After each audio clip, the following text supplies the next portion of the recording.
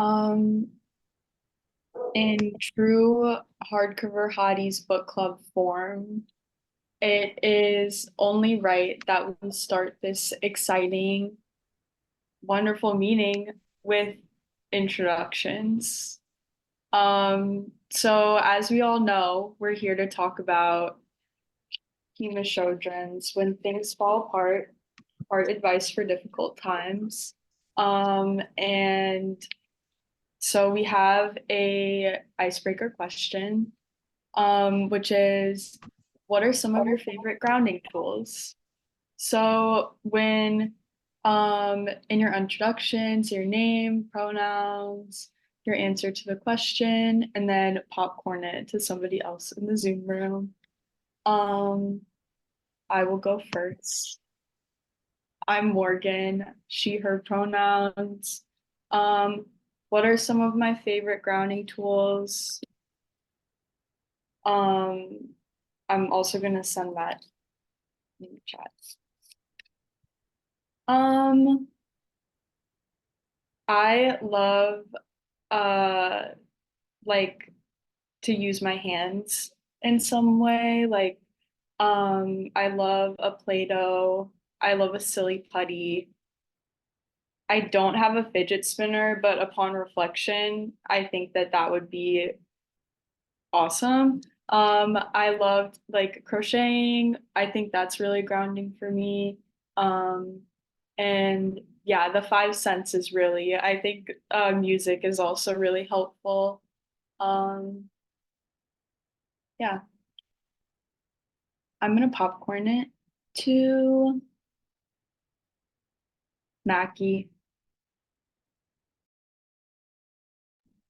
Hi, I'm Mackie, she, her pronouns. And I love that you said the five senses thing because I definitely was one of the people's like needs to name five things I can see right now, four things. But I also really like my friend changed my life when she was like, you can just feel your emotions instead of think about the emotions you're feeling.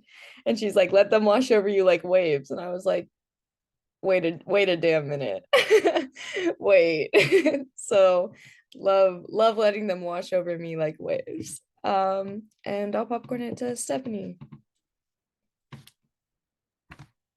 Hey guys, my name is Stephanie. I use she, they pronouns, and as I mentioned when Dee asked why I was having cold brew at 5 p.m., I'm actually in Chicago Central Time, so it's 4 p.m. here, and I would say my favorite grounding tool is I like music. I like to get like kind of lost in the lyrics and like come up with like my own plot line with that. And my friend here, Nicole, shout out Nicole, um gifted me this little like pack that was like filled with like rice, like that's like heatable and stuff, and it smells like lavender.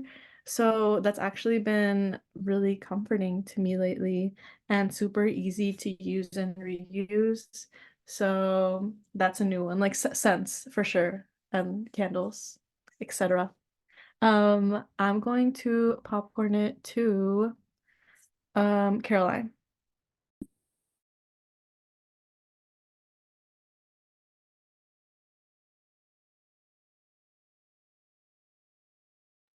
Sorry, that took me a second. I'm Caroline, she, her pronouns. In something for grounding, I really love to like cook without any like music or anything and really like get into like the chopping of it and kind of, I don't know, it helps me be very present. I think that would be my big one. Oh, and popcorn to Lauren.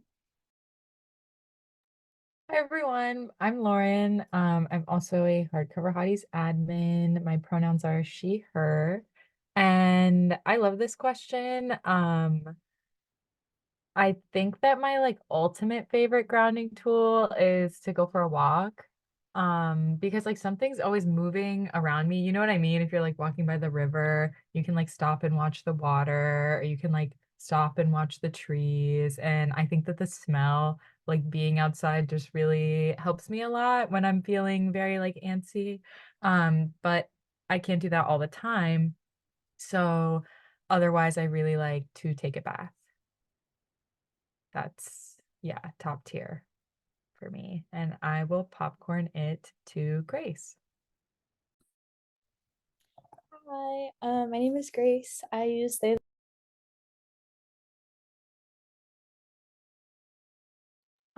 Grace, I think you're muted. Sorry, I thought I hit it, but I didn't. My name is Grace, and I use they them pronouns. And I yeah, I feel like I historically, yeah, like love like a walk or a journal. But lately I feel like my thing has been like, I don't know, I feel like when I get like stressed out or whatever, I'm always very like, oh, I have to like I should like do this thing or this thing or this thing. And like, so I've just like taken to like lying down and like not doing anything. And then like, yeah, similar to like Mackie, like everything shifted moment is like learning that like, oh, like I'm hungry, I can eat, like I'm cold, I can put on a sweater. Like those are really, that was like a big thing I learned this year. So yeah, and I will popcorn it to go to Nicole. Hi guys, I'm Nicole. I use she they pronouns. Um I use so many grounding tools like on the daily, like at least one an hour. Um I just need it. My two faves at the moment are scents, like essential oils. I have an essential oil diffuser and I just like smelling scents. And then my other one is holding my cat and like petting him and putting my ear like on his belly and he'll be like purring and I can like hear it and like feel it on my face and that's really nice. Um, I will popcorn it to India.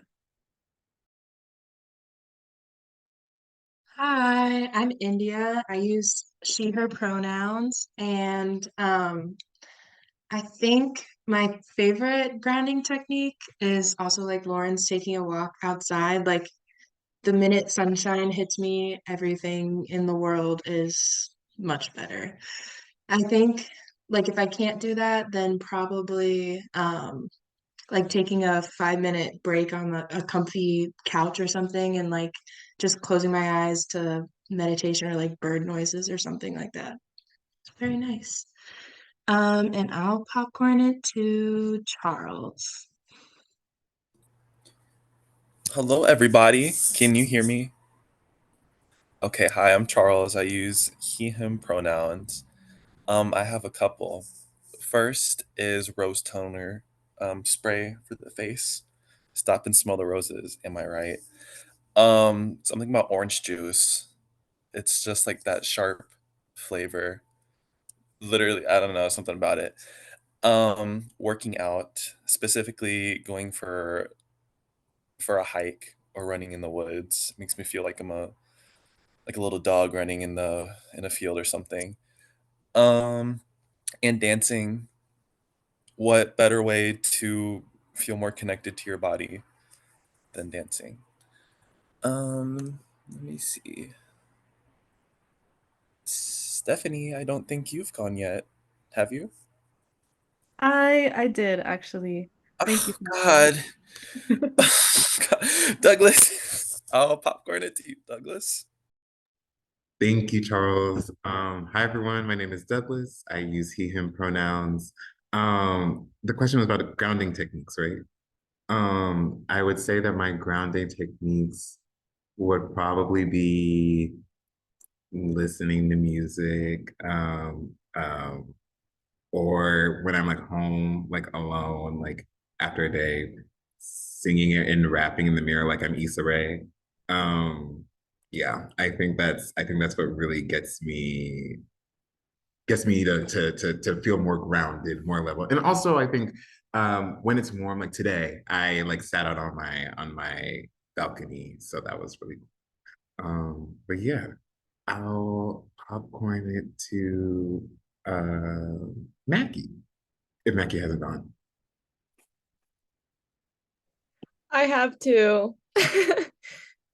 I mean, I can. No, It's yeah, okay. you No, choose. it's okay. This is what happens when you come on late. Did Sophie go? No, I can go. Hi, I'm Sophie. I use she, her pronouns. Kind of like what Nicole said, my dog, since getting a dog, they just calm me down so quick. I just love to like take her on walks and go run with her.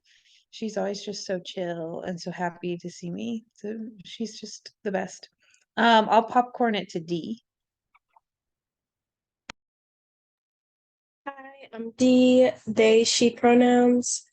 I think a few good grounding techniques for me. One is like I have like knots in my body and like really concentrating on like breathing and like filling the knot up with air and then like releasing. So like just breath work essentially, but that has been very helpful for me. And also like talking to other people, like it sounds like not maybe it's not like something I can do obviously if I'm alone, but like talking to other people really lets me be like, oh, wait, okay, this is reality. I'm bouncing my reality off of somebody else's. I'm either insane or not. So depending on the outcome. So that's always very helpful. Um, and I will popcorn it to Ezra. Hey, I'm Ezra. I use he, they pronouns. Uh, I like to go birding, because like you have to listen to the birds and look for them, and just like being in nature is really nice.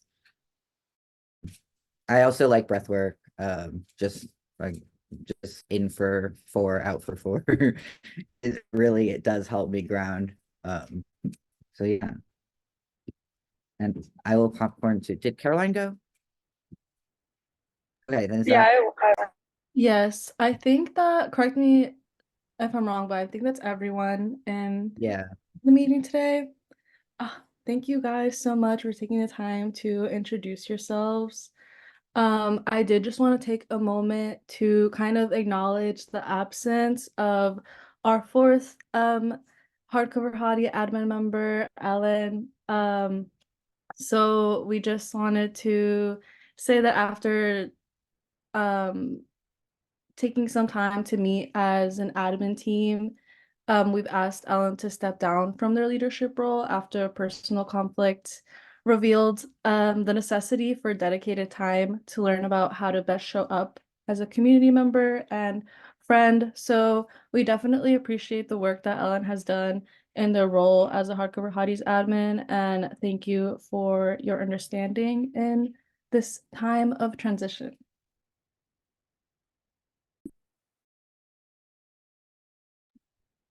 Now let me introduce the book. So, when things fall apart. So Pema Chödrön definitely ate with this one, and as a Western Buddhist, she's definitely had a lot of like impact in conveying messages within Buddhism and bringing them to the West. Yes. So um yeah, I think Morgan's going to drop in some discussion questions for us to get started. And I just would love to start off by hearing like about your guys' opinions of the book and like overall what you thought while we wait for um those to come in.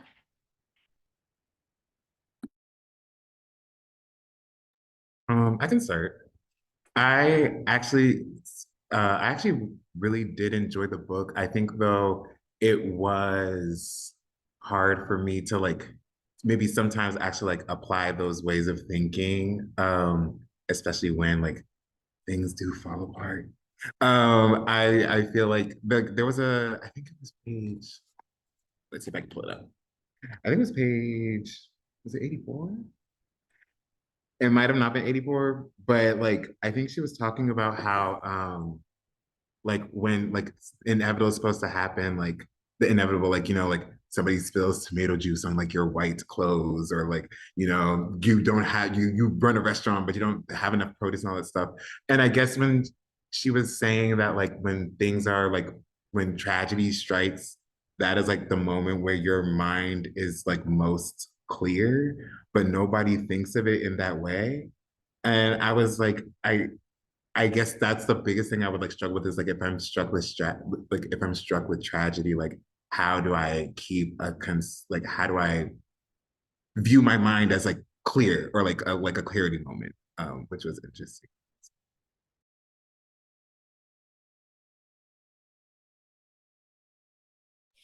Yeah, I feel like just for like general beginning thoughts, like that kind of like idea also like really stood out to me and I thought was like really like I don't know, it was like really cool to think about like oh like yeah, like that it like when I am going through something hard, like I do like it is in some ways like a gift and like I like can have like learn a lot from that, which like it does really ring true. I also feel like and I feel like some of the questions like it looks like we'll get into this too, but like it definitely also was like I feel like I don't know, it just is like a really like I feel like right now when just like there's like so much suffering is like really at the forefront of like everything. It's like it was just like a it was like it was hard to like I don't know, like process that sometimes and be like, oh, like is pain always a gift or like when like what's the like limits of that? And so like I feel like some of the things I like found myself having kind of an like averse reaction to, but I also like understood like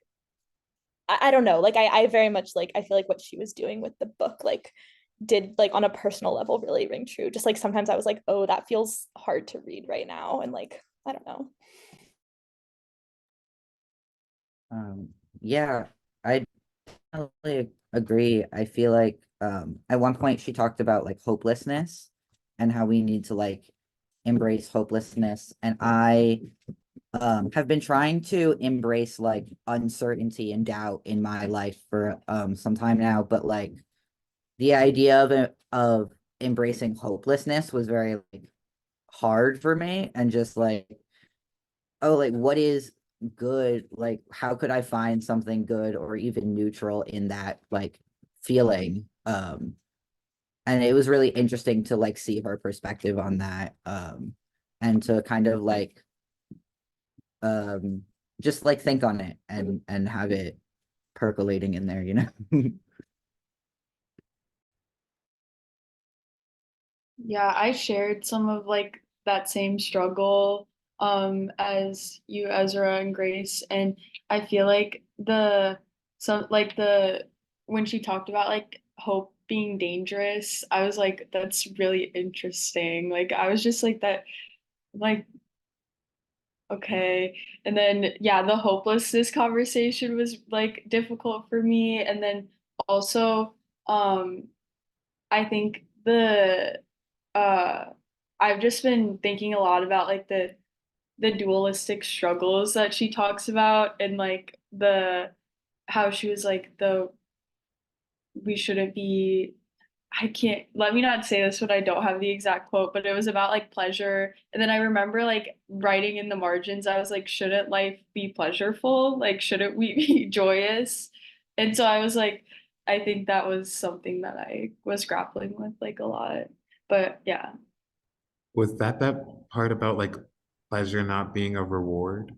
maybe. Yeah, Yeah. I think I think it was like I could see where she was coming from on a lot of it, but I was like, feels really like this feels like really harsh to me right now.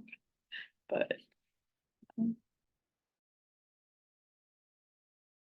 Yeah, with just a bit more background on like what the discussion was like to, or just like the path that led us to choose this book for the month. First, January, a new year in like a typical timeline always promises transition and the possibility of events that maybe you don't see coming. And I know for my personal understanding of this book, and just like learning about it has been through podcasts and just like other references where I've just like I kept hearing about Pema Chödrön like come up, and having read a bit from Thich Nhat Hanh, if you guys are familiar with that. Also very popular in um like Buddhist literature, and um I feel like these are two people who have made it into the mainstream in the West and have really done the job of grappling with the ideas that permeate within specific like cultures here, which is why it can feel so conflicting for us as like readers to like enter this and be like, what? Like when with what you guys are saying about hope, like when she says, people have affirmations on their walls saying like, oh, hope is like hope for a better tomorrow. She's like, really, your affirmation should say hopelessness is like something about like hopelessness. I was like, wow, that's a lot. But I feel like even coming in with those times of tension also welcome lots of like reflection, which is what we definitely wanted to encourage like out of you guys. And I feel like we can definitely get a lot out of the discussion today with what ideas like really popped out. So one of the questions that I liked and kind of went off with what you guys shared about like your initial thoughts was, how might a critical openness to uncomfortability and despair help us to reject habitual patterns in thinking or addictive comforts? So yeah, right away in that question, like a bunch of words pop out, but let me send it again on its own in the chat, and then I'm excited to hear your guys' thoughts. I would actually like to call on Nicole to speak on this a little bit, because we were talking about this like 2 hours ago. So this was this was a question that was a joint slay, I would say. Our joint slay. But I think yeah. If you would be willing to share your reflection, I thought it I was would. I would be willing. Yeah, me and Morgan were talking about this this afternoon. Um, yeah, this actually, like, we were talking about the book kind of generally, me and Morgan was like, what has been like your biggest takeaway? And I told her that like my biggest takeaway has been like that I'm actually consciously noticing when I feel uncomfortable. And I don't know if she like explicitly said it somewhere in the book, but just how we move so quickly from uncomfortability to, oh my God, let me get a blanket, or like, let me get something that comforts me, like the addictive comforts or whatever, like without even realizing it, like that's what we do. Like it literally is habitual. Um, and yeah, so that's like, I don't know, that's what I've has been my biggest takeaway, is like consciously noticing like, oh, I feel uncomfortable. And then also, I wish, okay, maybe I'll find it after I'm done talking, but I feel like there was a part um where she talks about like, okay, then if you still do reach for your like addictive comfort or whatever, you're at least doing it with like a choice, and it's not really like a habit. Like you're aware of the fact that like you are bringing this thing in to like comfort you. And so that like, I don't know, I feel like that makes you have like, I don't know, just more awareness around it, because it's not like, I mean, I think some addictive comforts can maybe not be the best thing, but like I was saying earlier, like I want to hold my cat, like that's great. Like, and we should do that. You know, like we should do those things. So it's kind of like you can still reach for it, but like the discomfort is still there. You're kind of just masking it. You know what I'm saying? Like it does help it go away temporarily. Those are my thoughts. But I would say, to be honest with you, this idea actually pushed me to quit vaping after 5 years of vaping, because I was like it was like pretty insane. Thank you. It was hard, guys. Um, it was like I was like constantly like while reading this book and just thinking about it for like the last couple of weeks, noticing as soon as I like got uncomfortable, I was like, let me vape. Oh my God. So yeah, I literally quit vaping last week and I feel great. So yeah, that's what I have to say about that. Um, so something that you just mentioned that kind of struck a chord in me was like the whole recognition aspect of things. Like a big breakthrough for me kind of like recently has been like, oh, kind of like naming my feelings and my emotions and being like, oh, this is happening. This is how I feel. This is a situation that I feel it in. And then when I recognize it, I'm better able to like understand the reasons why, maybe like I can just see things more clearly. And then like coming to terms with the fact that I'm going to encounter these like negative, like negative quote unquote, or like uncomfortable situations again and again and again and again. Like it's going to happen the rest of my whole life. So I better just like make peace with it and learn how to move through it. And that felt really reassuring in a way. Because it's like at least I can rest easy with the fact that like I've done it. I'll have like done it before in other situations. So I really liked that aspect of things. And with the whole like addictions too, I feel like I've been thinking about it more like not so much in my like day-to-day habits, but more in my thinking patterns and like my thought patterns and like relationships and that kind of thing, which is how I kind of like took the whole book almost.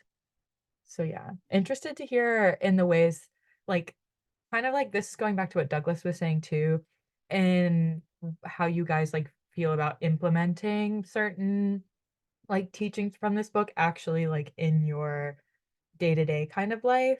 That was something that I struggled with. I feel like after a bit of time, I could probably like and time and reflection like go down and almost like write out a plan, but yeah, just wondering everybody's thoughts on that.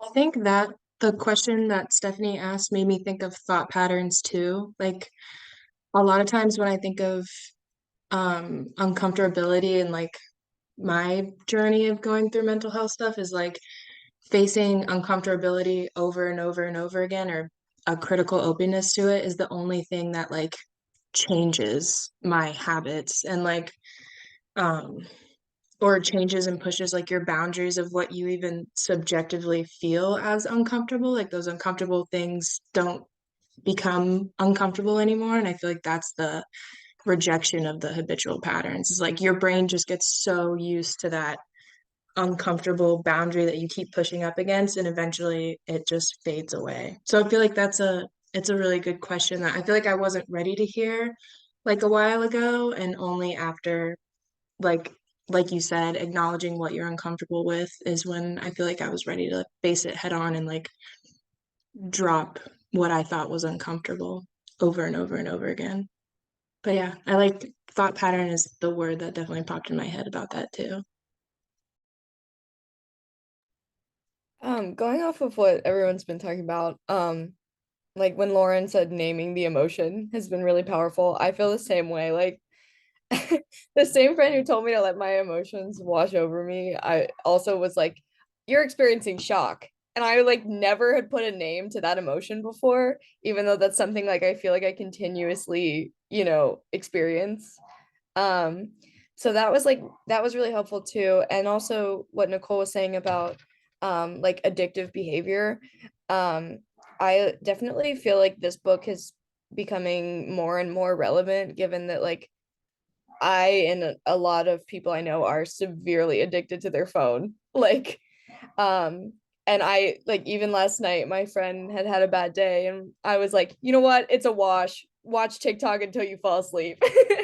And then I was like, wait, like Pema would come and jump me through my screen right now. I mean, she wouldn't because yeah, exactly. But she wouldn't because non-aggression or whatever. But she'd want to for a second. And then she'd name that thought, of course. But I was just like thinking about how, and as like, I don't know, I feel like an artistic person, as I know a lot of you guys are as well. Sitting with nothing and like having time to be bored is really important to the creative process. And I've just been like not doing that at all. And I'm like, why am I not feeling creative? Like, why? Because my brain is overrun with content, you know? And like that, I feel like that is a huge addiction and something that's been on my mind, and like how to just kind of not let myself fall into those habits, because like I sometimes, I go back and forth with social media and stuff where I like have good weeks and then like I come right back to it, and I just think that's like a very present addiction that, I think we're acknowledging it more as an addiction now, but it's only something that we've kind of been talking about the last 5-10 years. So I think it's crazy. This book was like 1996, is that right? Or seven, and now it's more relevant than ever. So yeah, that's my piece. What you said about your letting your emotions, basically feeling your emotions instead of thinking about them or whatever, it like makes me think about the chapter like towards the end about like I think it's literally just called opinions. And I think that like we are just, well, actually, I'm not going to speak for all of you, but me, I feel like a lot of the reason that emotions are like half of the emotion being painful is what I'm telling myself about it, and like the opinion that I have about it. Like I had a therapist like years ago tell me, well, there's no such thing as good emotions and bad emotions. And I was like, do not tell me that. I do not want to hear that.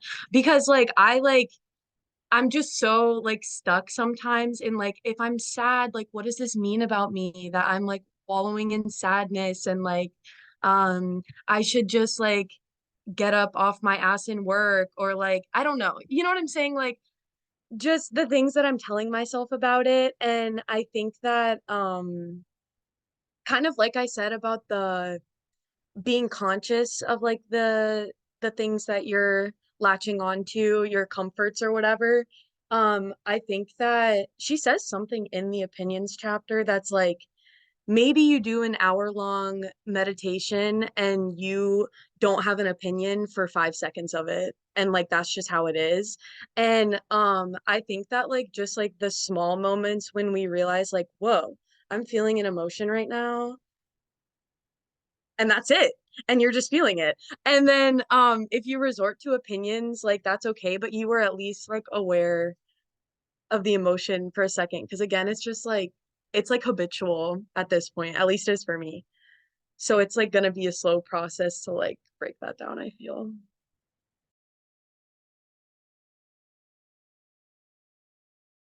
I think for the way she framed it in the text and kind of just answering this question, like hearing like your guys' answers, I appreciate how she breaks down um addiction, like the way she talks about it, because we're all like taught to be like, oh, people are like dependent on like alcohol, they can be dependent on like smoking, dependent on this.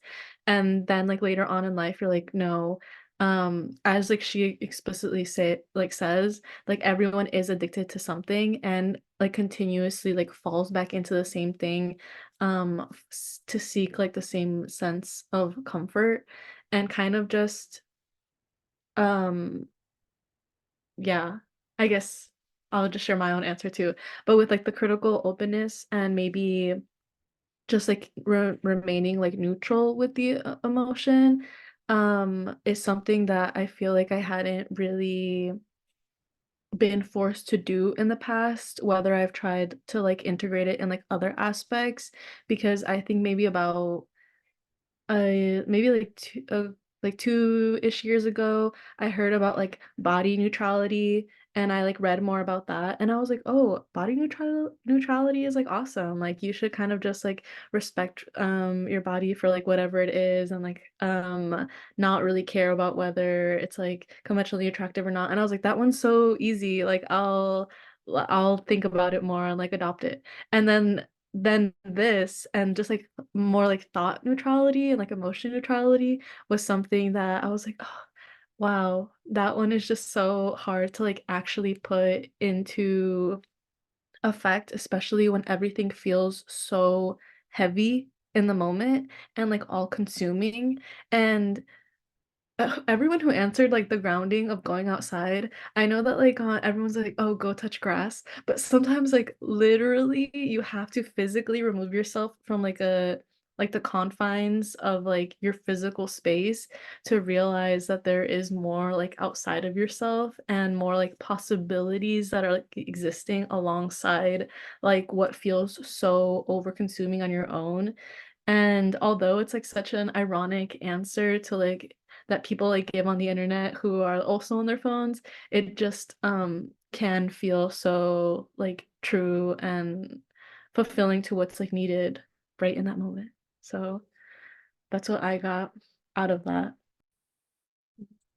I feel like this book is definitely in conversation with a lot of this current person I've been following on Instagram. Their name is Ismatu, and they provide social work services for free, and all the money they make to like provide subsistence for themselves is a result of like people subscribing to their Substack and like her writings and work. And she has an article called let me scroll all the way up, says drugs are fucking everywhere and we're all addicted to comfort. And in it's like she talks a lot about like revolutionary, like combining our analysis of like, okay, where are we susceptible to like drugs, which again, like in Pema, as Pema brings like Buddhism to the West, it can feel, even the ideologies of Buddhism can bring up a lot of discomfort, like we've like kind of discussed a little bit, because it requires you to like, again, like not immediately label and categorize and classify how you're feeling, what your body is, what you're doing, all these things. Like we absolutely, like there's a need to apply a label so that we can apply like a solution, when like literally it's so antithetical to just being. And there's a quote in that Ismatu who writes it. It's, I repeat, United States contemporary life is saturated with stimulants and depressants that hijack our ability to focus on the long term.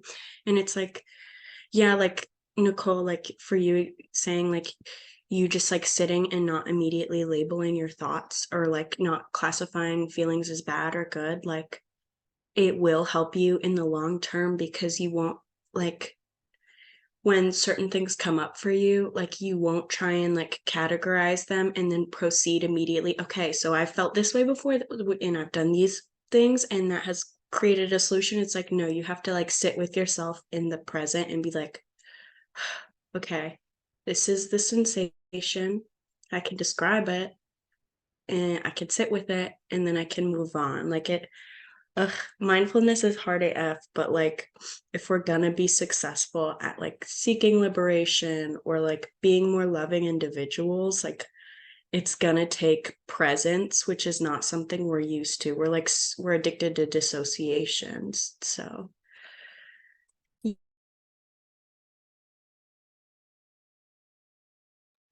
Yeah, and just like going off of that and like also kind of bringing it back to the point that I think Douglas like started with at the very beginning too. Like I thought it was cool how like I like just like even like separate from like what it can do kind of like for you and for your own emotions, like I thought it was interesting, like just the idea that like also like allowing you to like feel your discomfort, like one place that you can go with that is to be like to like kind of like think through like all of the discomforts in the world, or to kind of like extend that to like other people who like might be feeling other types of pain that are similar or different than yours. And like I thought that that was like a really like and like because like sometimes like again like the yeah, we were kind of talking about like political implications of different things, but I thought that that was really like powerful. And like also like I feel like just do what you were saying about like yeah, like our society like kind of like being one that really like provide like seeks to like comfort is the solution to like every negative emotion, like really like fosters like a very like large like psychic disconnect from like everyone's shared pain on different levels. Yeah, I think I was talking with them with a friend yesterday about something that feels like kind of similar, but like we were talking about how when people experience differences in their lives and their point of view, we kind of automatically try to stratify it and be like one is better than the other because they're different. And like um and that feels like trying to like rate these thoughts and put them into these boxes, and like it's okay to just be, and like it's okay to just acknowledge that things are what they are, and like the differences between people's and lives and experiences and like and thoughts, and not place a judgment on that. And like it's hard because like we've been taught to assign a connotation to everything our whole lives, but like if you can lower that need, then like you're going to be better at like accepting yourself and accepting the people around you.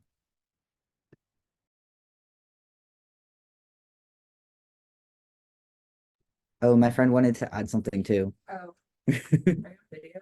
No. Oh no, I just wanted to add to that, to extrapolate on what you were saying. Just kind of, I think you would call that like the removal of like conceptions. Like the less you can conceptualize things, the more. I kind of lost my train of thought, but yeah. Yeah. Cool.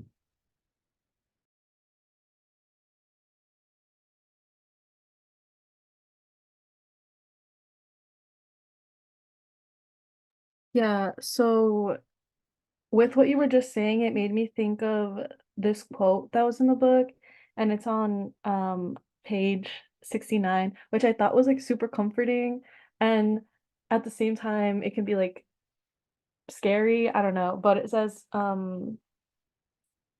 it's talking about we use our emotions, and then it says we use them to deny in the fact no one has ever or will ever know what's happening.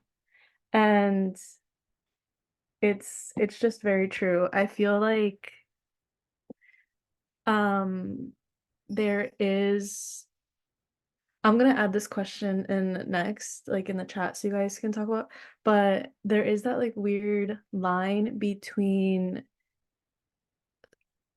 kind of like romanticizing suffering, which is I feel like where the tension comes in a lot for like me as a reader and in trying to like implement it.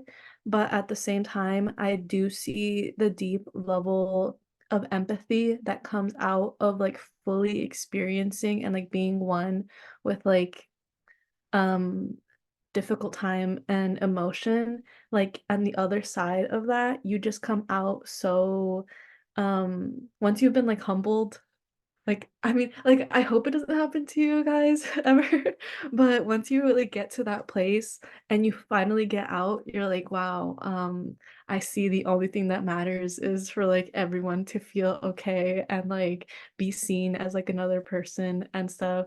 So but there is just a lot of like tension within that, which brings to the next question, which is what strategies do you use or how can we ideate to reckon with the tension between our aspirations and the reality of feeling tired, stressed out, afraid, and bored? Because I'm genuinely interested to hear what you guys have to say about that, because maybe we could help each other out and we come out of here stronger.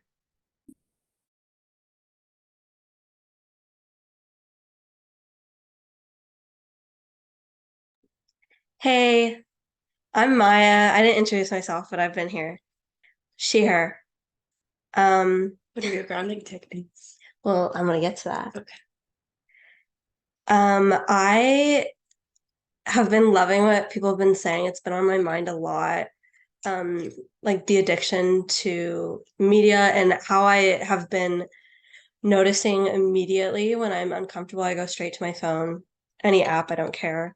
And for the past month, one of my strategies has been before bed, no matter what, I have to write, even if I like am super tired, stressed out, afraid, bored, whatever.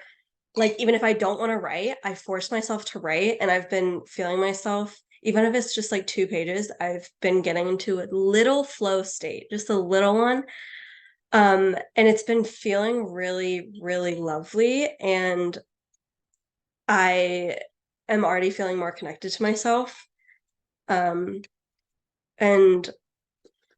I don't know if I should do it right in the morning when I wake up, or I've been doing it right before bed to just like, do I do prompts? I just kind of talk about my day and like what's been bothering me or like how I'm feeling. And I usually I kind of just go in it. I'm like, this is what I did today, and then this is how I'm feeling, like hard shit. And then I end with my song of the day, and then the movie I watched, because I've been watching a lot of movies. And I don't know, it's just been feeling really nice to do that. And even if I'm like about to collapse on the ground, I have to write. So that's like, I answered the question. Yeah. I recently have been doing, just to add on to this, I also have been writing a lot more than I like ever have before. Because it helps me. I have this tiny little baby journal. Everything's fine. It was just a little picture frame. It's okay. But it's like really small, and I like that because it's less intimidating that way. The pages are smaller, so that means I have to write less, but I can still be like, yeah, I wrote 3 pages. But I like doing it in the morning, first thing when I wake up. I had a professor recommend this to me freshman year, and it was awesome. Because I'm a person that tends to wake up with like my head's already racing, and I'm like thinking about there's just so many things like in my brain, like when I wake up first thing. So getting them out onto a piece of paper, like just I'm like, okay, it's in there. I don't have to have it like on my mind anymore. And I feel like it clears up so much space for me, which helps me to be able to like interact with like the world more generally. You know what I mean? Because then I'm not spending so much time just like ruminating on my own thoughts and like what's going on with me and like all of this stuff. Like I can just put it in here and then think about it, go do what I need to do, and like think about it later. It kind of helps me like, I guess, minimize myself in a way that I need sometimes.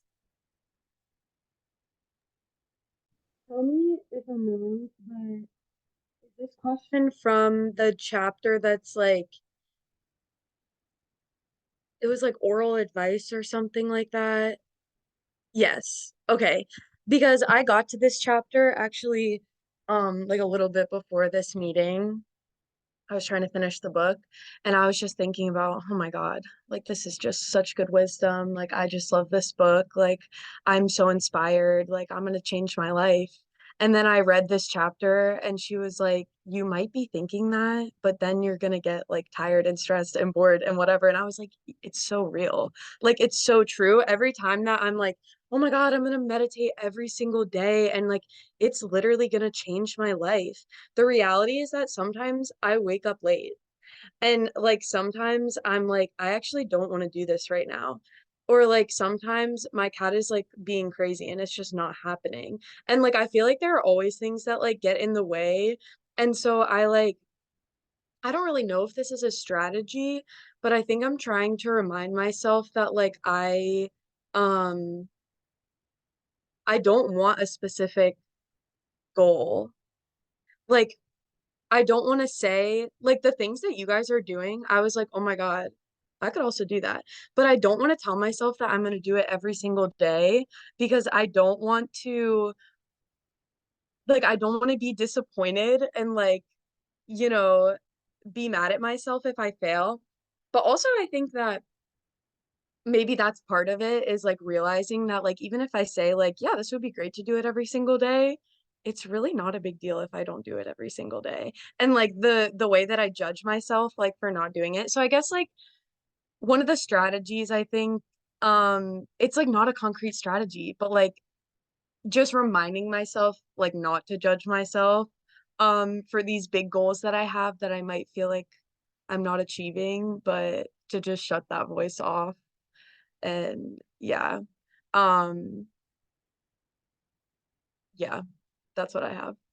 Yes, Nicole. I wanted to add on to that because and I don't know if this really hits with everything that everyone's been saying, but like I had a conversation quite a while ago with Stephanie.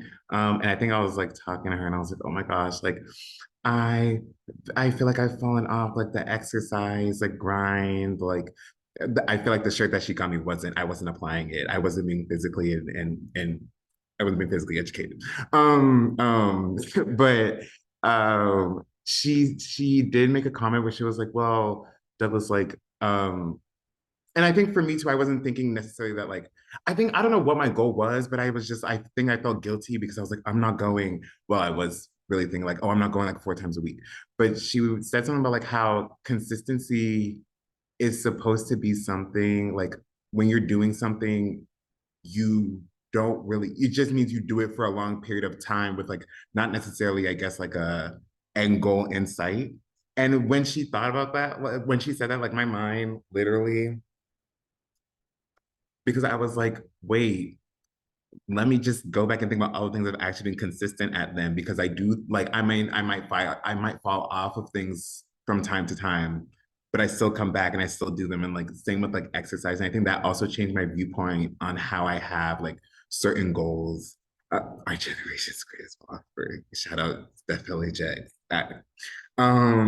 But I think that kind of changed my viewpoint on how I do like my goals with like work, like how I've been doing like starting this new job. Also like with my outside hobbies and like figuring out like what it is that I like to do. I think that's been very helpful in like maybe staying like present in what I like and what I do and like, you know, okay, I did this today or I did that today. And I might not do it again for like another week, but I'm gonna come back and let me congratulate myself for that for like today, even though I guess we shouldn't reward us. The pleasure is not the reward part, but you all get what I'm saying. You all get what I'm saying. So yeah. No, oh, okay. I'm just also thinking about too, um, like, yeah, going off of that, off of like a few points, like I feel like a way that like I can like ground myself in that is also just by being like, oh, like right now I'm tired, like naming, like literally just naming like the reasons why I'm not doing something too, and then being like, okay, like, is there anything else I can do instead? Or like, yeah, like, and just like, I really liked how like you're like, oh, like kind of like troubling what like consistency is. And like that also reminded me of just like there was a part in the book where it's like she was kind of like setting up the different like dualities of like pleasure and pain, and like those aren't like, you know, we don't want to assign like good or bad to that. And another one that I hadn't really ever thought about before was like um she did that with like inspiration versus wretchedness too, which I thought was like super interesting and wild, and I never thought about it that way because like I feel like it's like,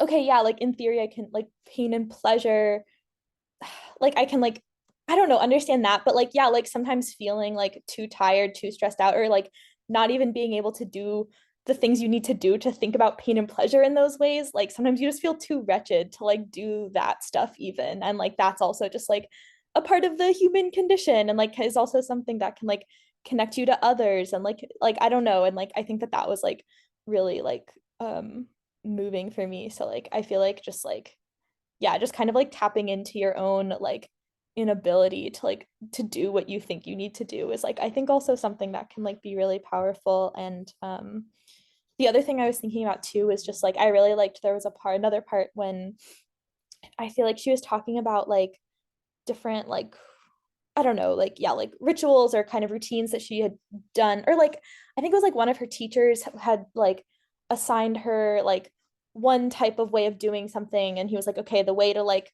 move forward is to, I think what she said was like to put everything on the right side, and then just when we got used to that and like felt like we had a sense of superiority about how we were really good at doing that, he said put it on the left side. And just how like having like flexibility with like whatever those routines are that you think are the things that are like keeping you grounded, like move like even those aren't like too precious. And like I thought that that was like really good too.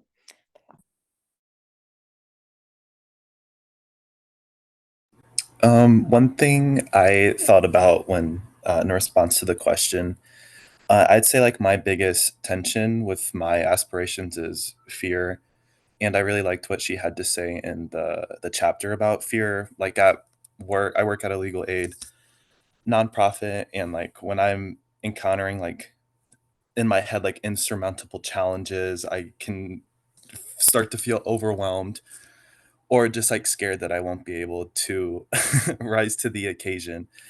Um, but like as we were also talking about earlier, how we can like we assign meaning to our feelings.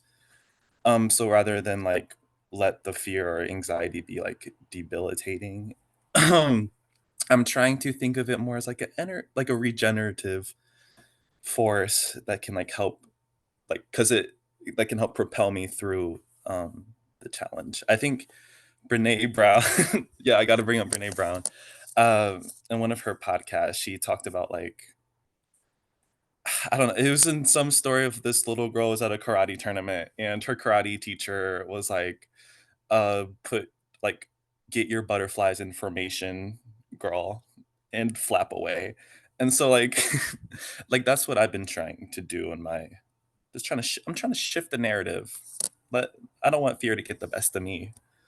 Yeah.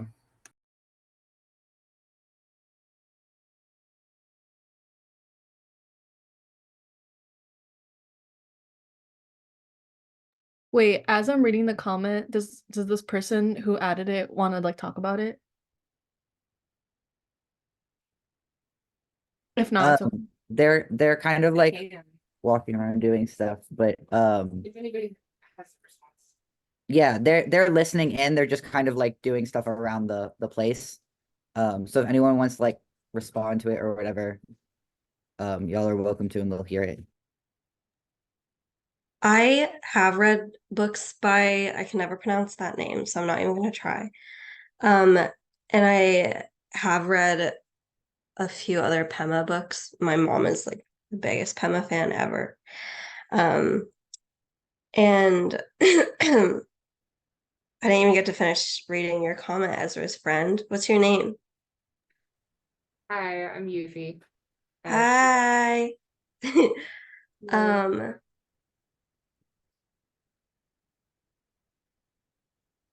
sorry, I'm just finishing reading. Take your time. I just Yeah, I guess I like you're talking more about Buddhist rhetoric. And like we've been talking about uncomfortableness and like sitting with that. I've always like I'm more used to it now, but like the like principles of Buddhism have just always been hard for me because that like feels like against like how I don't know how you're raised. I guess like I don't want to think about life and death together all the time, and like how Nicole you were saying that really stuck with me. How your therapist said feelings aren't like good or bad. Like Buddhist rhetoric has always been this like challenge that I've um I completely forgot what I was gonna say. So I'm gonna be quiet. are you muted? No, you're good. Do you like aspire toward it or Yeah, I think I do because I find myself being really calm and like I understand the world more when I'm reading like Pema books or just any of that stuff. I think it's like what I'd like to. And I have a pretty good grasp. Unfortunately, I did not read this book. I'm sorry, y'all. But I talked about it with my mom. Yeah. sorry, I'm laughing because my cats. Um, that's awesome. Thank you for I wasn't sure. I know somebody had mentioned it. I wasn't sure if anybody had read that book or anything by them. And admittedly, I have also not read this book, so I'm doing my best to like hold back any sort of judgment. And I already see like a lot of good. I think it's what it makes me think of is when I've tried to talk to like friends about Buddhism, not like in a proselytizing way, but just like, hey, this has helped me. A lot of like the comment I get most frequently is like that they, oh, isn't that like all about like suffering? Or it seems like just in our society, that's kind of like the image it's been given. And that's also the way I used to think about it, like before I actually like just read books about it and stuff. And I think it's like that's like people's usual preconceived notion is that it has a lot to do with like suffering when it's really, I feel like it's portrayed really strangely, and it's like contorted by our like American like perspectives, you know. People take, that's what they take from it when it has a lot of like positive um I can't say his name either, Thich Nhat Han. I really liked his just specifically because I think he recognized that and really emphasizes that suffering is just something to recognize, and that it's more about achieving, like, the contentment is okay. I'm kind of like losing my train of thought here, but yeah.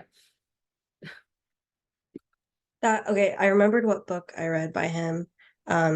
Miracle of Mindfulness. And there's a part that really stuck with me. It was literally just about washing the dishes. And you know, we Stephanie's like, yep, we wash the dishes because we want our house to be clean and we want to get to like watching our show or reading our book. But he writes in this book, while washing the dishes, one should only be washing the dishes, which means that while washing the dishes, one should be completely aware of the fact that one is washing the dishes. So washing the dishes to wash the dishes instead of washing the dishes to get to your next task. So like being fully mindful. And that like is something I've been trying to implement when this is like connecting back to one of the past questions, but like I feel like I really have to catch myself thinking about 10 different things at once and being like, okay, I'm reading to read. I'm not reading to like, you know, Escape reality. Yeah, exactly. Yeah, so I would recommend that book to everyone, by Thich Nhat Hanh, The Miracle of Mindfulness. It's on my to read. Yeah, I think it's really interesting. That's like an interesting point to be brought up as well.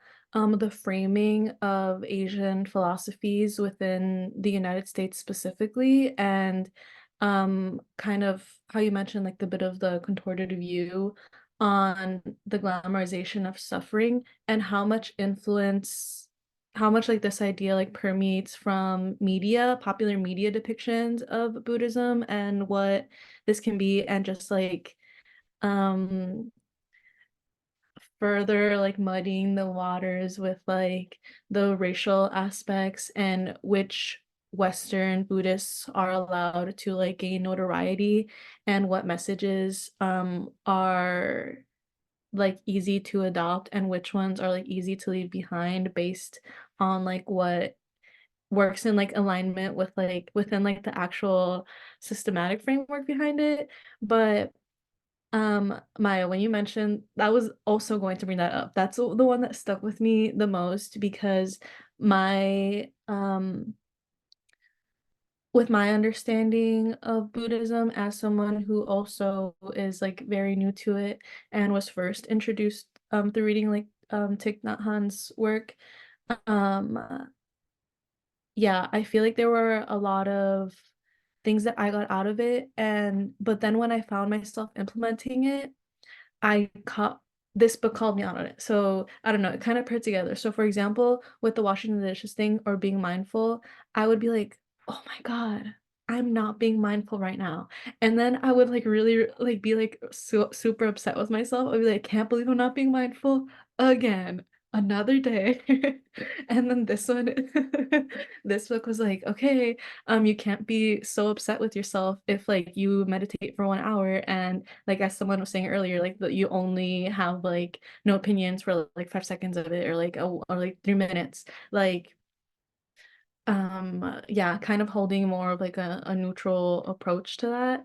And I think that with suffering and talking about like the talking about like comfort and the aspects of that, I enjoyed hearing a bit more about her talking about discipline because just yesterday I was thinking about this book And you know those like muscle tees, and it was like pain is gain.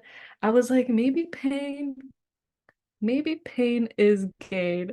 But I don't know, it just there is something that can be said with discipline. And I really liked the point that she added when about like this is kind of going in a tangent, but the retreat where the leader of the retreat was like, hey, so I'm gonna have you guys just do this like walking exercise. And then some people were like lifting their legs up like super high and like stomping, and like other people were like walking backwards, and like everyone was just walking. And she was like, yeah, I was trying really hard. It turned into like a distracting thing where like we all couldn't do like a simple task, which was like walk, because like everyone was going about it their own way. And then he kind of like built towards like the um bringing it down a couple levels and like neutralizing the approach and being like, we're all going to walk normally, guys, and we're all going to meditate normally. Like, please don't like run out the room and then come back in or like do all these crazy things. Like, we're going to sit with discomfort for a little bit and like kind of notice that and see what comes out of it. I don't know if I answered any of the questions that were here, but those were my thoughts with that. And whatever stuck to the wall, you guys can take it and run. Also, not to call people out, but Sophie, I know that you also have a couple. I've seen those books on your shelf, so I know you're familiar with Thich Nhat Hanh, and I saw you have like the how to eat and like how to like the whole how to series. That's another thing that I feel like he provides a lot of like instruction in a way. So Yeah, if you wanna go with that. he's very actionable. I've read a lot of his books, and I kind of got to the point where, like, because he has similar things happen where, like, there was some time when he was still in Vietnam, the Buddhist monks were really criticized for not intervening, and they'll normally take criticism of like in times of crises, they just try and find peace. Um, which then after I've read a lot of his books, it kind of made me wonder of like, in America, particularly people of our age, kind of glorify this and it's so new.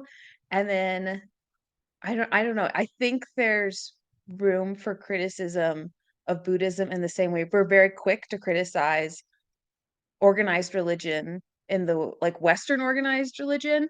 And I think maybe the problem isn't that it's Western organized religion. I think it's the organized religion part.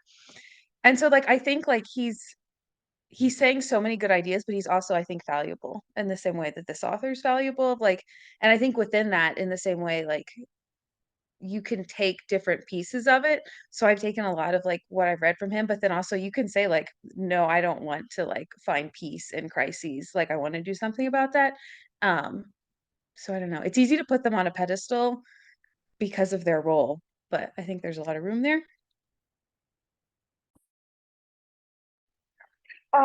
To go back to what Stephanie said, like a bit about discipline too. I recently listened to this like Andrew Huberman podcast, and it was talking about growing I think it's the anterior mid complex cortex, some part of the brain that has to do with willpower, and you like grow it by doing like hard tasks that you don't want to do. And I thought it tied to the book in terms of like sitting in your discomfort. And I've been trying to kind of like balance this, like using this practically in my own life, but then also to what you were just saying about like, I don't know, kind of criticizing that is like, I feel like there's not that much room for like self compassion. So I feel like, sorry, I might be rambling here, but kind of like balancing those two of like feeling discomfort and sitting in discomfort, and doing hard tasks to like build willpower or whatever, but then also yeah, balancing that with like self compassion and empathy.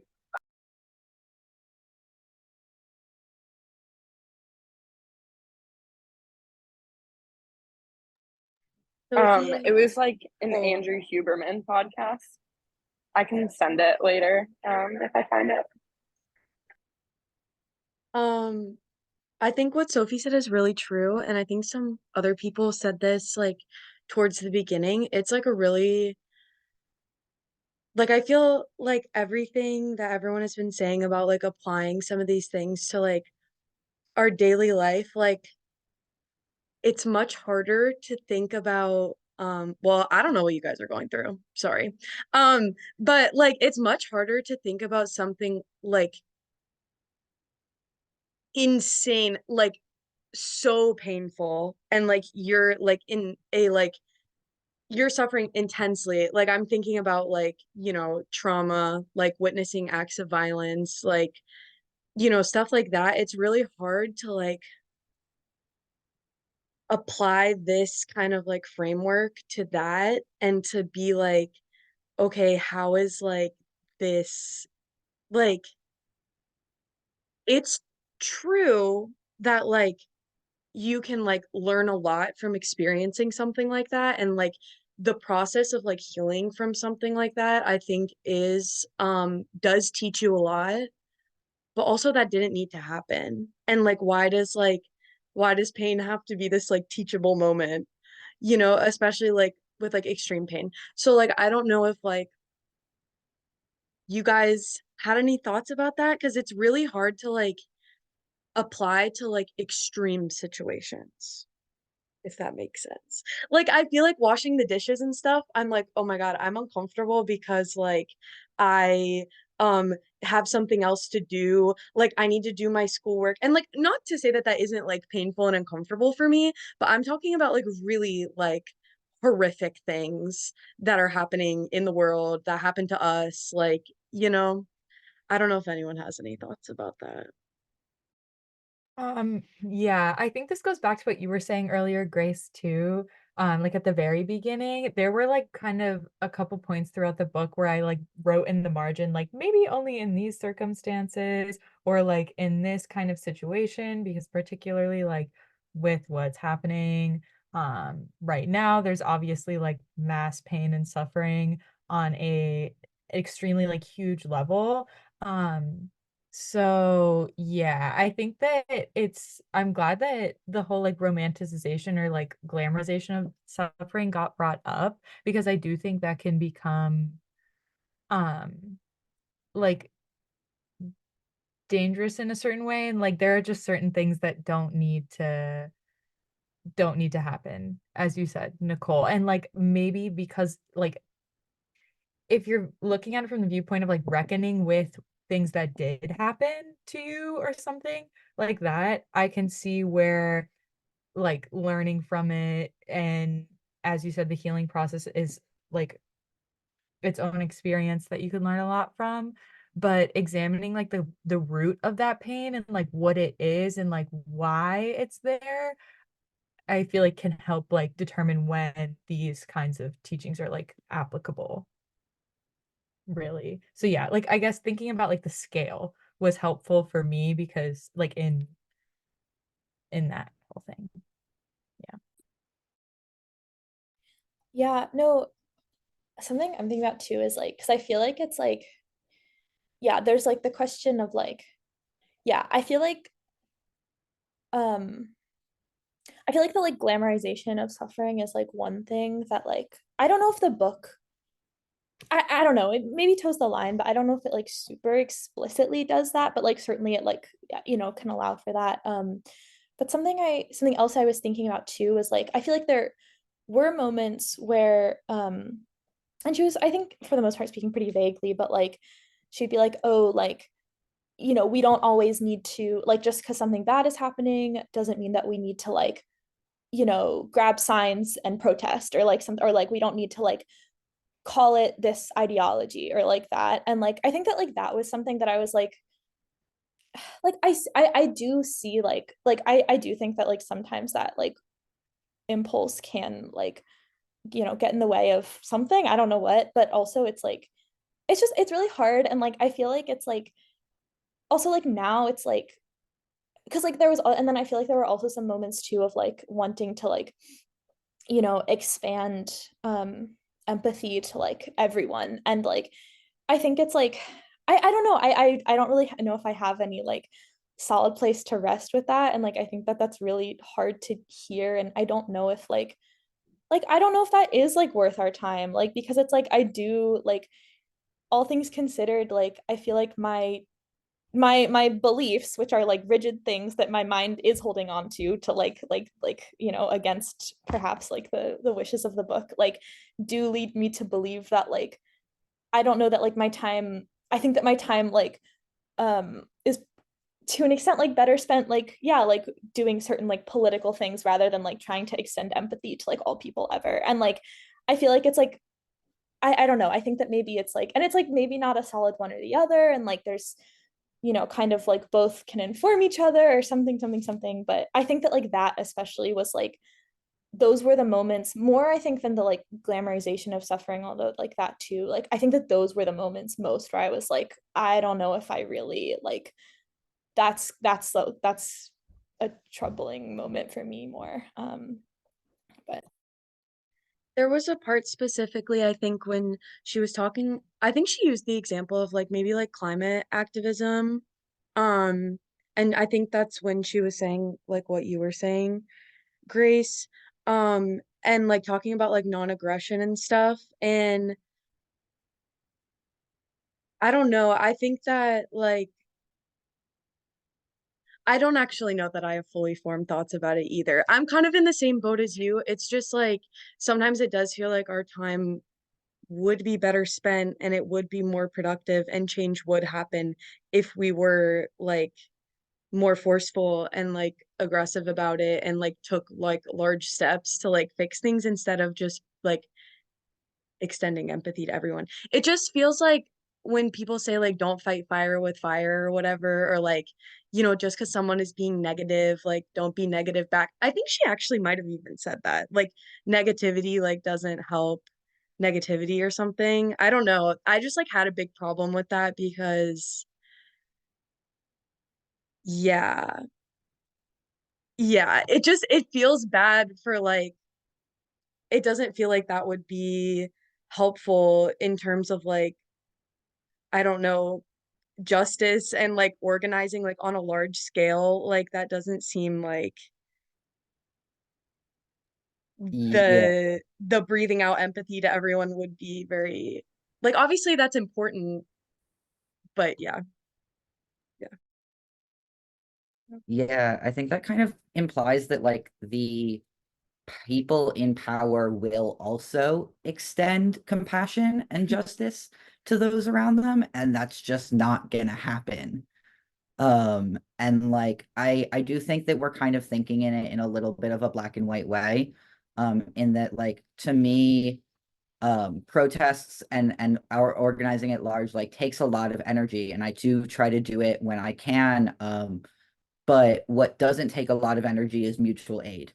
And like helping the people in my social circle, but also helping like the helping spread like GoFundMe's and people's cash apps and stuff, and like giving money to homeless people that you pass on the way home, and just like these little acts of kindness and compassion are not exclusive to doing larger, more organized acts of justice. Like you have to be doing both. In order to be true in your social activism, you have to be extending compassion to everyone. And in order to be extending compassion to everyone, you have to be fighting for a more compassionate and a more just world. This is Yuffie again. I this is kind of going back a bit. I just wanted to say somebody was asking about like using mindfulness and like actually in a crisis, or like when it's not as easy as doing the dishes. Um and I think I was just going to share just a piece of my personal experience. I kind of my biggest getting into like mindfulness and Buddhism was probably right before I went through a really like long-term tough breakup. And it was an really interesting, it was so fresh in my mind. I actually was able to like apply it during that, like even just like the first few fallout days. And I think I would say it's like a muscle. This is just my experience, of course. I feel like it's like a muscle, but it's a muscle that only grows when you use it in the hard times. Like there's really no way to prepare um other than to try to keep it present in your mind and keep like a regular practice and know that like it's going to be something that comes to mind as a mechanism like when you're there, and then it will help. I do think like obviously practice is always good, but and what was the other thing? Somebody talked about this, sorry, I'm kind of tangenting myself, but somebody earlier said that their friend told them, hey, like you can just feel your feelings instead of just thinking about them. Like, and I just wanted to say that is also something that helped me a lot through that with the mind, and the mindfulness was what allowed me to actually like put that into practice. And it's so honestly so true. It's crazy how I never thought about it until somebody said it to me.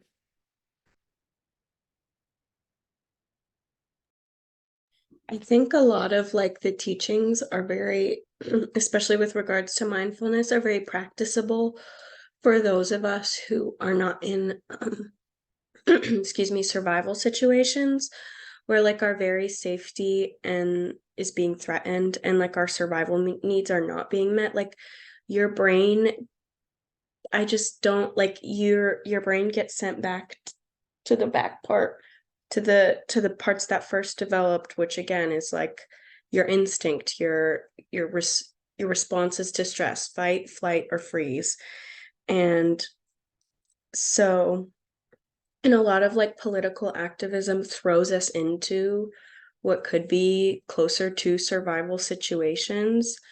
Um, but that doesn't, and I think a lot of like Buddhist teaching, like you want to avoid the like you want to avoid it's is and I could be incorrect, but I from my understanding of the things I've been taught about a lot of Buddhist teaching, it's there's yes, you focus on like connection with self, but also there's like a detachment part, which is like detachment from the material world, from your like from your needs and whatnot.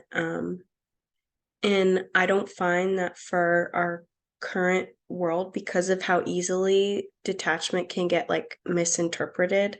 Again, it's like it's not translating as well in the West, because that's like our baseline for everything is detachment and dissociation. It's like we can't always practice mindfulness when every day we open up our typical comfort or typical addiction and see genocide.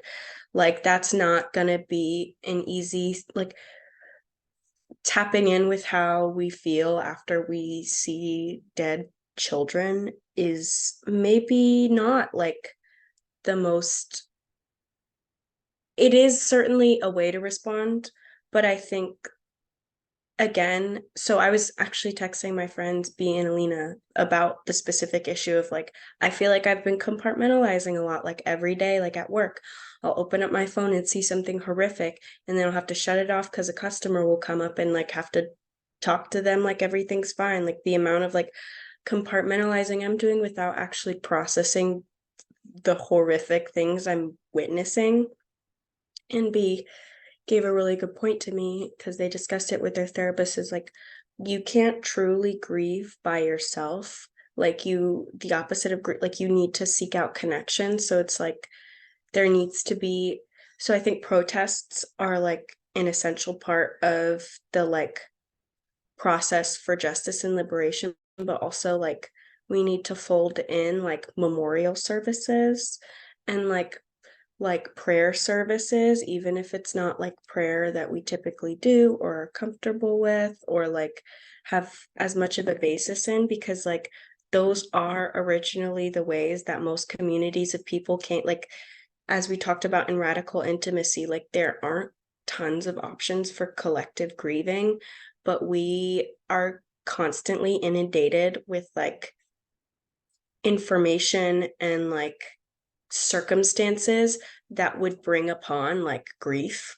Like the basis of our existence is slave labor. Like that's like how can that not like cause already like start to cause a dissonance within oneself? So like we need to seek out connection to repair some of these dissonances. And like again, we can't really have fully formed connections if we don't process our grief in a way, in a communal way. So like I think meditation is great, but if we could meditate with others, if we can like pray with others, like those are all like very practicable solutions that would incorporate some of like Pema's teachings, but also aren't going to be so much the detachment, the like, oh, I'm not going to be negative back to Sherrod Brown. Like, hell yeah, I'm going to be negative back to Sherrod Brown. Fuck that guy. Like, he's just the bare minimum of who I'm going to be negative to. Like, I've, again, it's like we can't classify all of our feelings as bad or good. So it's like if I have a lot of hate inside me because of what these people are, the politicians and all of them who are not listening to us and who are funding horrible things, I'm gonna send all that hate right back to them. Sorry, I'm preying on your downfall.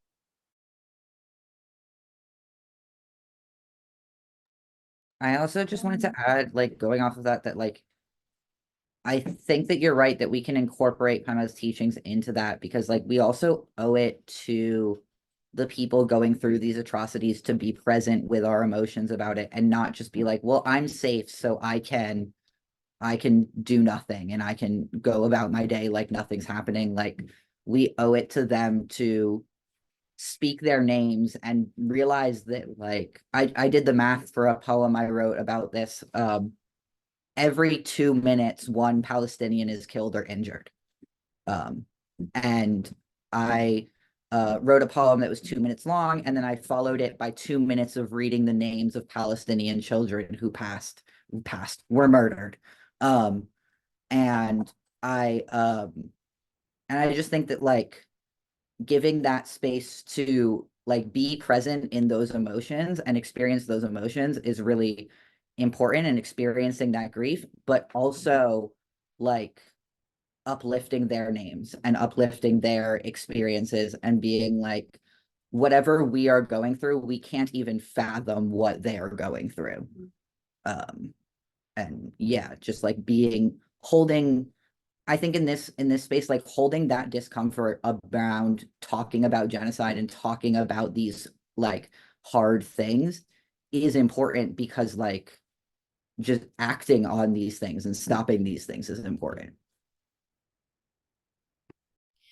Yeah, something else I'm thinking about too from like both of your comments, and also kind of what Sophie, you were saying earlier, like I feel like one place where kind of like this book and also my like larger politics kind of can come to, I see them able to come together, is like I feel like um hopefully in theory like practicing like mindfulness makes me able to like know, like it gives me the like knowledge to like know why I'm doing what I'm doing and like able to like identify what I'm doing. So like it's not like, yeah, maybe I don't want to like release anger or like release grief or release the pain of like taking in all this stuff, but like I can like, but like because of like maybe some of the tools that like this book did genuinely help me towards, like I can like be like, oh, like I'm choosing to like fuel this pain a little bit more because that's important to me, or like I'm choosing to like tap in this way, or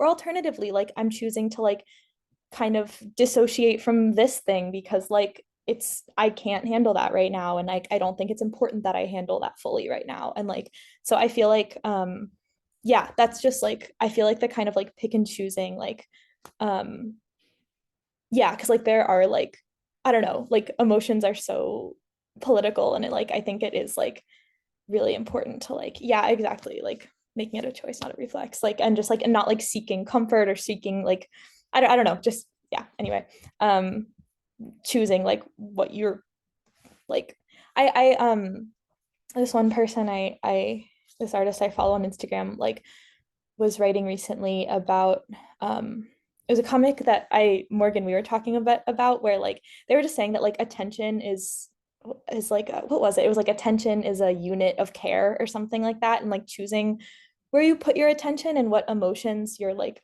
choosing to fuel in yourself is like I think a really like it might not always be like visible to like the outside, but I think like a really important way of like expressing like care and like I don't know, your and even like in a political like sense.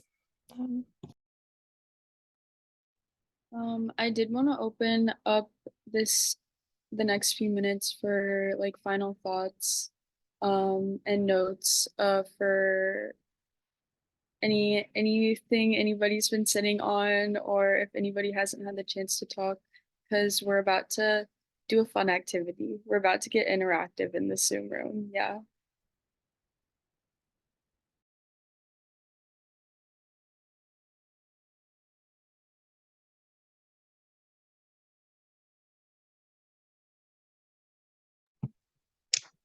This is a classic Stephanie Herrera book rack, but I found that Braiding Sweetgrass did a really good job of reflecting a lot of the values that I saw in this book. Um, but also like being very actionable about you as an individual can do to kind of like live those values in your day and not just all about like what can you think and how can you feel about it, but like how can you actually go out and do it and kind of create those connections. So I think that's always a good one.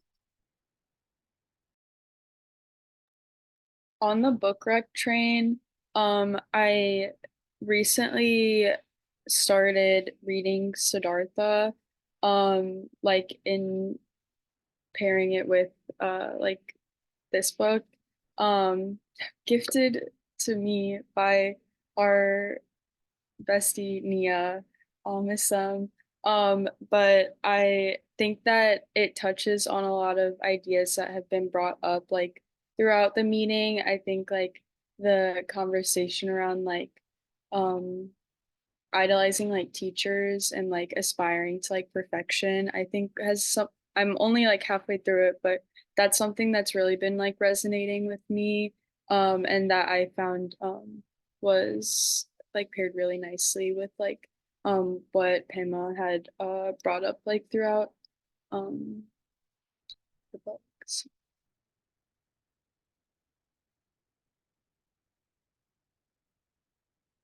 Bye, Caroline. Bye, thank you. Have a good day.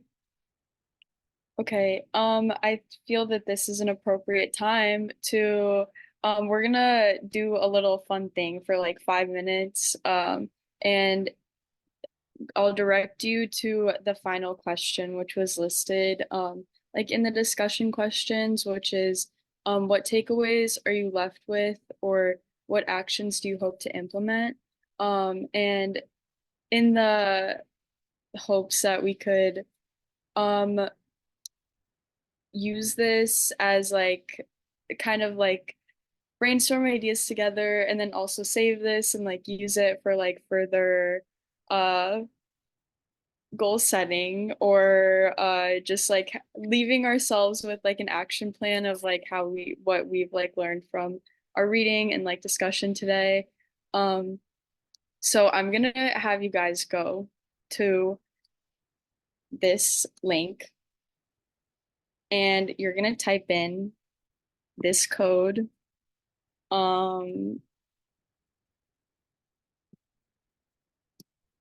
And the answers are like anonymous. So any like ideas that have come up, you can put them here and then we can watch them. And I'm gonna share my screen, and then um we'll start doing the wrap up stuff.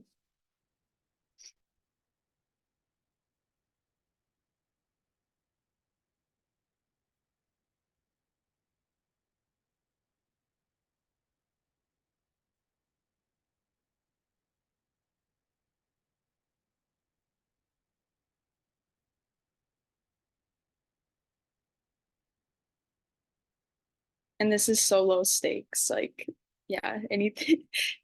This is, as Dee said, I'd like to make things a choice and not a reflex. Doing the dishes to do the dishes.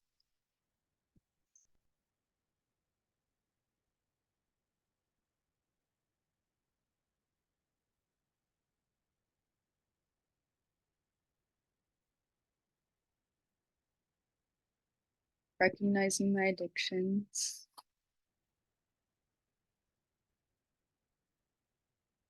My computer sounds like it's gonna fly away right now. Acknowledging my feelings in the moment and appreciating it, being okay with it, holding fear as a neutral emotion, and learning that most of my fears are about the feeling of fear itself. So learning to feel it as a neutral emotion may help in a circular way. Framing challenges that can make me anxious or fearful as opportunities to be courageous and grateful. I love this, guys. Intention and awareness in my actions are more important than doing the right thing or the best thing or the healthy thing. Try to employ mindfulness techniques like breathing to help me not avoid things I don't want to do. Patience and compassion with myself to continue on this life journey and being a servant of peace by spending a bit of time each day to help or uplift at least one other person. Amazing.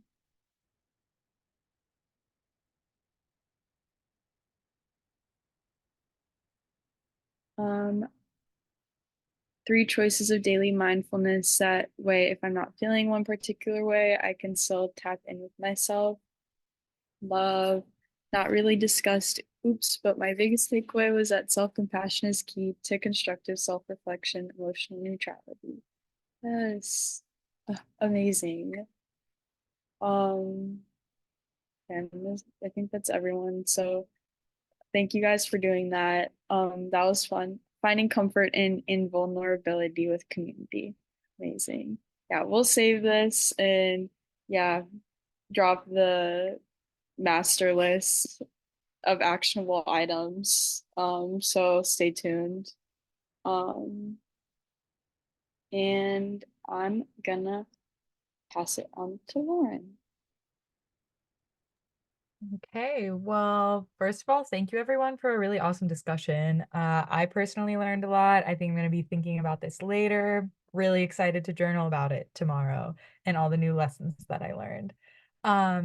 But if anybody has lingering thoughts that they want to share, or maybe questions that come up in the next couple of days, anything like that, we do have a Reddit thread that I just sent the link to, and we'll post the discussion questions in there as well. So feel free to get on there and just gab away. So yeah, with that, I will pass it to Stephanie to talk about what's up in the month of February. Guys, I know you're all muted, but drum roll. Next month, 2 announcements actually, because we are going to be collaborating with the Palestinian Liberation Movement with the Columbus chapter. So PLM Just, they're kind of jointed, which you can see like looking plm.just is their Instagram if you want to check out their events, because they do have a lot of things that they share on their page. Sorry if you could hear a blender in the background.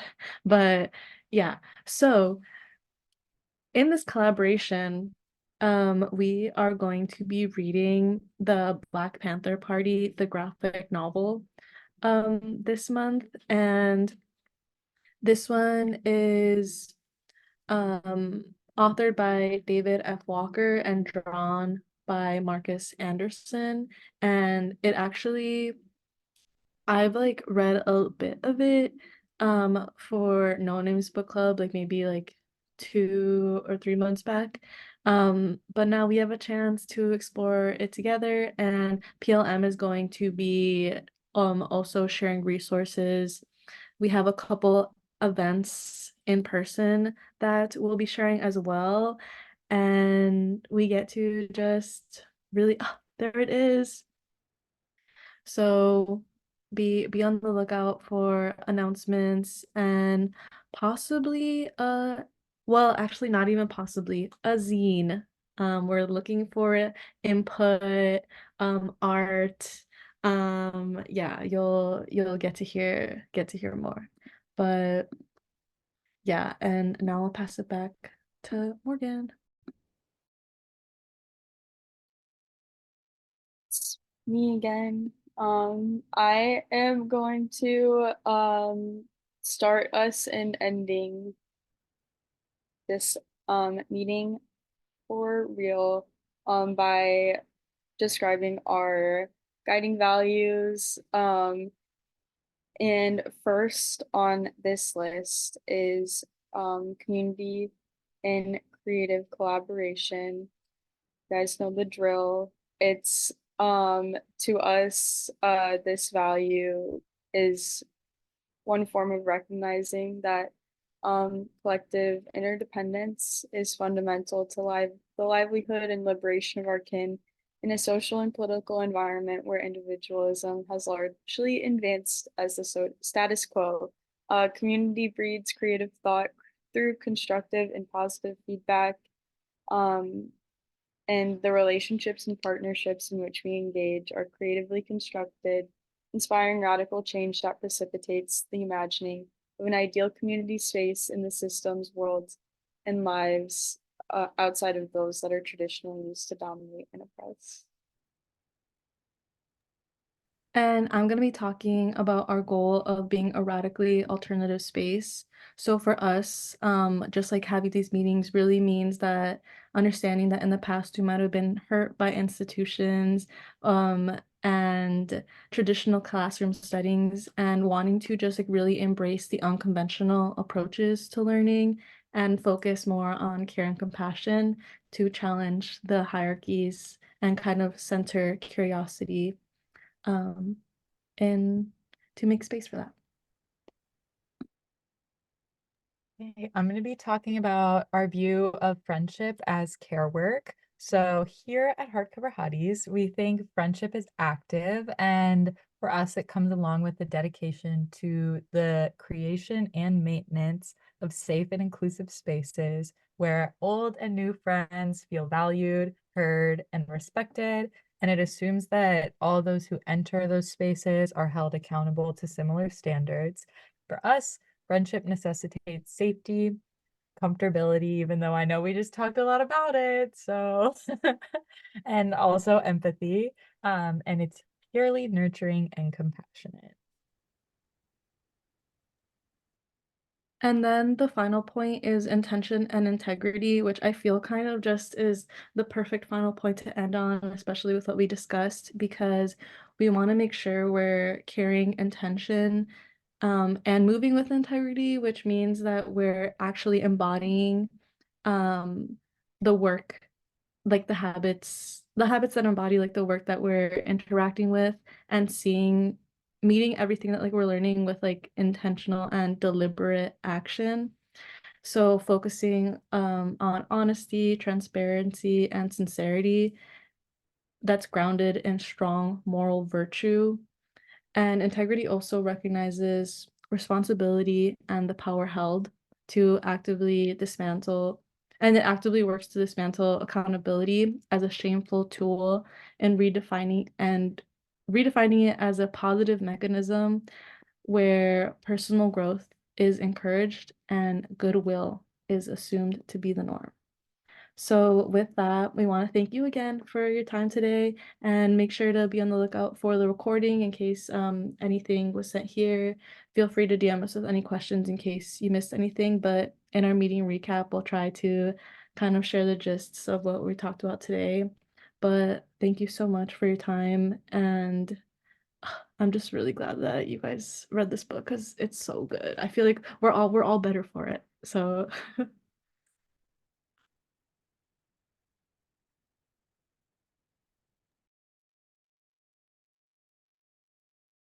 As you guys are heading out, just another quick note, if as you might have seen on our story, we no longer have a website, just like in in alignment with our BDS efforts. Wix.com was not the move. And so we are working on getting another website up and running. However, we don't have experience with like coding or just web design and like stuff. So if anybody here is like at all interested, has experience, know somebody who is really into it, then hit our line and we'd love to collab.